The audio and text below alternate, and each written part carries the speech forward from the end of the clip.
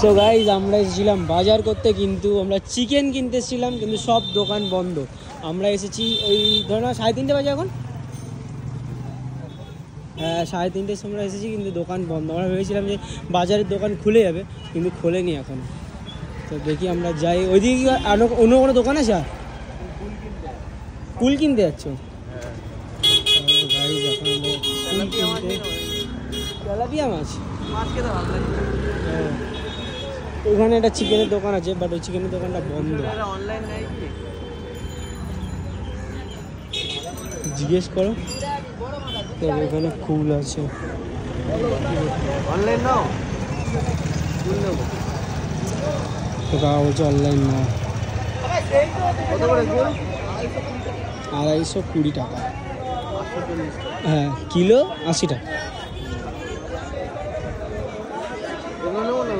বাবা অবস্থা খারাপ। অবস্থা খারাপ।